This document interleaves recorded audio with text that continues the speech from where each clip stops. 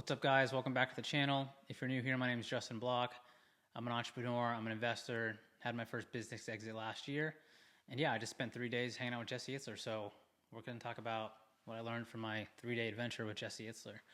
And it wasn't just an adventure. We were actually learning how to speak better. So I was hanging out with Jesse, his team, a bunch of awesome people, and we all gathered, about 25 of us, to learn how to speak better, to improve our lives, and get better at storytelling. And so in this video, I'm going to share with you guys about pretty much everything I learned, whether you want to be a public speaker, make YouTube videos, or just hold up the phone and speak better. Speak better to your friends and business. It applies to everything because, like I learned at the event, storytelling is a force multiplier. So let's get into it. I'm just going to go through all my notes, condensing days here, and do 10 minutes. So you guys are going to get a lot of value out of this one, I think. So starting off, Jesse gave an awesome speech, and he talks about this a lot. He talked about if you want to live an exceptional life, you have to put yourself in exceptional situations. And he explained to us, like, hey, did you guys realize you only have 8,700 hours in a year? And that doesn't include sleeping, eating, or working, or anything else that you got going on. You only have this finite window of time to actually design your life. So he was asking us, hey, are you guys being intentional with your time? Obviously, since you're at this event, you're putting yourself in an exceptional situation. It will improve your life, but how many people are actually doing that? So he started off with that, which I thought was awesome, a great speech that he always gives. And again, average environments will lead to an average life, but exceptional environments will lead you to a trajectory you probably can't even, dream of. So loved how he opened it with that, and his normal speech where he talks about being a billionaire versus the spiritual billionaire. I thought that was awesome. And so let's actually get into what Jesse thinks is a good speech. So number one is he was talking about how the first 30 seconds are everything. It's either where you get them or you lose them. And it's not just about the words you're saying, it's about the emotion that you come with. And so that energy really matters. And I'm not saying you have to go super hype energy, because that's not a good thing, as we'll talk about later, but just showing that you're authentic and you're real. And so he had a simple framework for this. So Jesse likes to start off, it's a 4-part framework, so let's just go one by one here. His number one framework and his first step was open with an icebreaker. So either use a joke or vulnerability just to get people, involved and engaged with the speech. Number 2 was tell people what you're going to talk about. Because again, if you don't tell them, why are they there? So they got to know what they're talking about, what you're talking about, and what they're going to learn. And so number 3 was deliver through stories. Again, it's not just about the information, it's about how we make someone feel. Because again, you're not going to remember everything that was told to you, but you will remember how it made you feel at the end.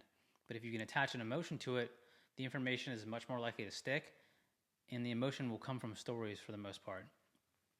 And so number 4 was ending with a clear takeaway, and again, ending with an emotional close, letting people feel something at the end. Let them go away with something actionable and a great feeling. Because again, it's not just about the information, it's about being authentic, being real, and having something that lasts from an emotional standpoint. And again, no one's going to connect with perfection.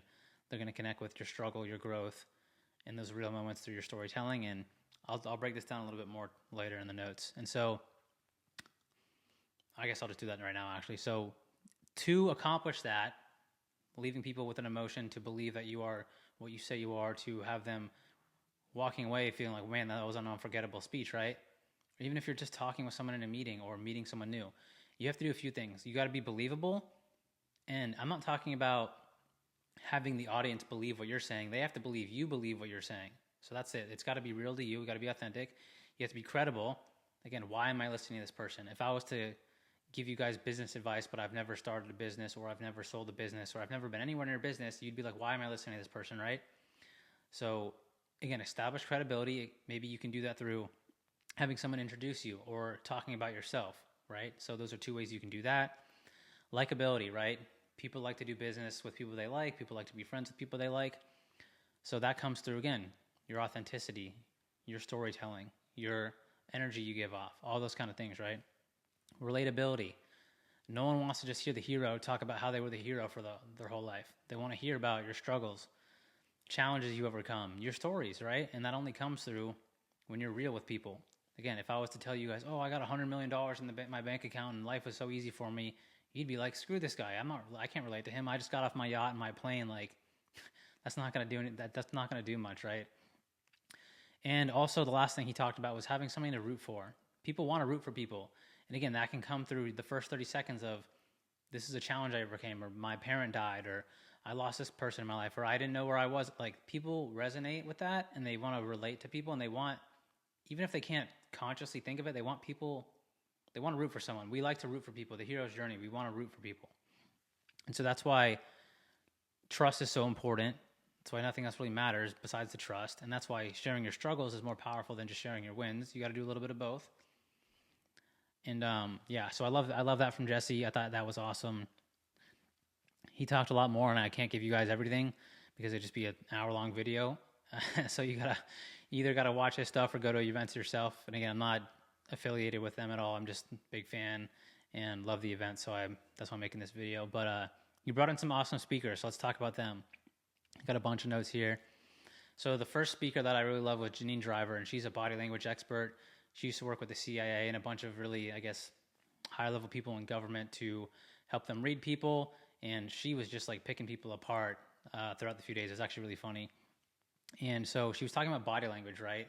And so the first thing she was saying was, if you're going out for a speech, if you can't, calm yourself with your mind, like, you got to move your body. You got to change your state, as Tony Robbins would call it. So she was all about wiggling. So she's just like, get off your phone 30 minutes before, move your body, move around, like get more into your body, so you're not overthinking everything. So I thought that was really cool. And how your body, your emotions, like how you physically move, will change your emotions quicker than just trying to think everything. So the emotional state part of it was awesome. Changing your body. So she talked a lot about being intentional with your posture. So like chest out, be conscious of how you're showing up to people, because people are perceiving you as a confident person if you come with your chest out. Again, this isn't just for a speech. This can be when you're walking on the plane or walking into a restaurant or a meeting. Chest up, shoulders back, move with intention. I love that. And so, again, that's perception before you even say a word. Excuse me. She talked a lot of neuroscience, which I'm a big fan of. So specifically when you are going out to a speech, she was saying don't come out like super hot, super high energy, unless the room is like, like a concert or like a Tony Robbins event where people are like going crazy already. If you're in a room full of corporate executives or corporate people, don't come out guns blazing, because you're going to freak people out. And that goes back to your amygdala, because your amygdala is constantly scanning for safety. You want to come out maybe a little calmer, show some palms. The palm thing was big to me. And come out smiling, speak calmly at first, and then build people's trust subconsciously. But the palm thing was, if I came out to you and my hands were behind my back and I was screaming and going crazy, everyone would think this guy's a threat. But if you come out soft with your palms open, you're speaking calmly, they're like, oh, this guy's safe, I can trust him. Because also, when your hands are behind your back, you could have a weapon behind there. If my hands are in my pocket, I could have a weapon in there. So palms up, a lot of palm hand movements. It just subconsciously shows like, hey, this person's not really trying to harm me. So I thought that was awesome. So if you are speaking, hand movements, palms. You got to earn the point. If I'm pointing to you, it's got to be halfway through. She was talking about that too. And also the steeple fingers. It's like when people do this, they think they're really important. So she was like, don't do any of that. Only do it like towards the end if you need to. But overall, not really the best move, because, again, it's showing like, hey, I'm more important than you. So all this cool little body language stuff was awesome. And I loved all about the subconscious meaning behind that. And the last tip here was about your reticular activating system, the RAS, which I am a big fan of knowing about. And so, again, your RAS is always looking for what's important. So she said, if you want to grab people and hook them in, 2 things you can do. Again, not just for a speech, but say their name, because, our name is important to us. If you're at a restaurant and you're at a table over here and you might hear your name over here, someone has the same name as you, you hear that, even if you're not scanning for it. Oh, Justin, I'm looking. I think it's my name. It's important to me, right? So you can either say their name, or you can say, hey, guys, do you want to hear something cool? Because, again, we're always trying to look for what's new and what's important. People are like, oh, yeah, it's cool. Then you get them locked in. So that's another little trick you can use there, which I thought was awesome. Okay, let's move on to one of the other speakers, which I thought was great. And the next speaker, his name is Tony Duff. He's a good friend of Jesse's. He helps him write his books. He helped write the show Billions, if you guys have ever seen that. That was an awesome show, one of probably my favorite shows ever. So he's an awesome storyteller, so I have a lot of notes from him, and I try to do my best to condense them all. But he was basically saying, again, stories are force multipliers. If you can get really good at telling stories, you can crush that life. And I totally believe that to be true after hearing his own story and why he believes that.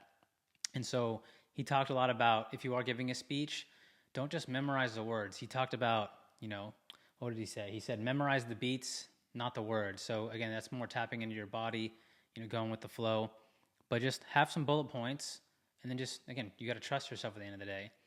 And stories just don't inform people with information. They hit the subconscious on a level, again, the emotionality piece. And he talked about some closing moments for speeches, and I thought this was really powerful. So, again, leaving people with an emotion that you can have them have a takeaway with, because, again, we're not going to remember all of the information, but the emotion tied to the information, we're much more likely to have them remember it. And so he had 3 awesome closers that I loved. Number 1 was, the reason I told you the story is X. And you go to explain why you told the story. Number 2 was, has this ever happened to you? Question.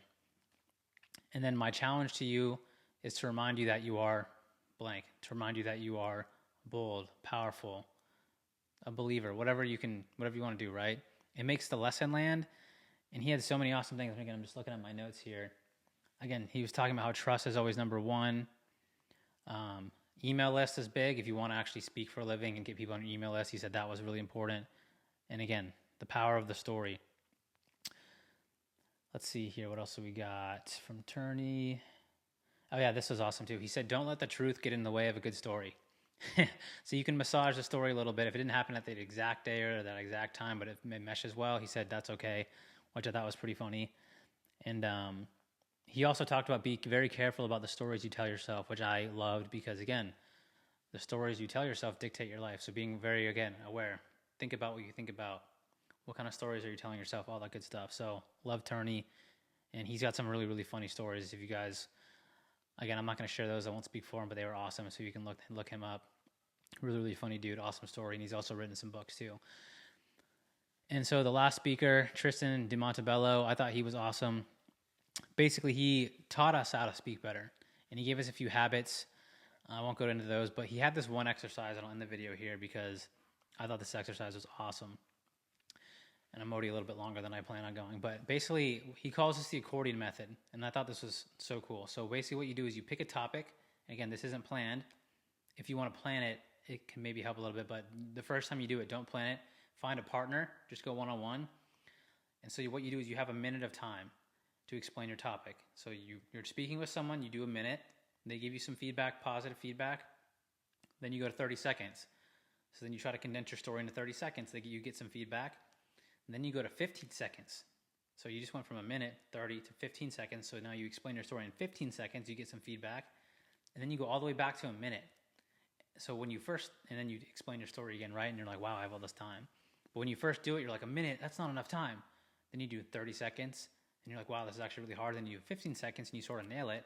And then you go back to the minute, and you're like, oh my gosh, this is so much time.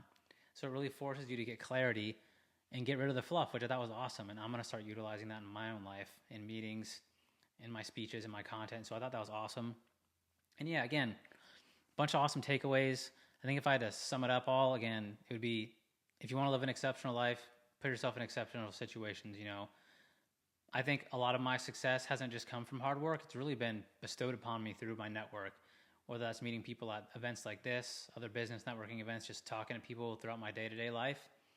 And my dad always tells me that, your network is your net worth. And I sort of believe that really a lot now. It's obviously both. You got to do things too, but who you know can really change your life, and the information they can give you can really change your life. So put yourself out there, invest in yourself. Jesse talked a lot about investing in himself. He still has coaches to this day. I think Jesse's 57. He said he's been investing in himself forever. So I think that's, again, why he is the way he is and how he got to where he's at, is investing in himself and meeting people and doing all the things he does well. And I think if you can master the connection, the trust, the storytelling, the clarity through your storytelling, the intentionality behind it, you will crush it in life. And so just a few of my learnings here from hanging out with Jesse Itzler. I'm going to be hanging out with him a few more times this year. So we'll probably make some more videos like these, and I need to make more videos like this about things that I'm learning from these people, because this stuff has changed my life. And again, I'm just giving it to you guys for free as I learn it. So hopefully you guys got something in today's video, and I will see you in the next one. Peace.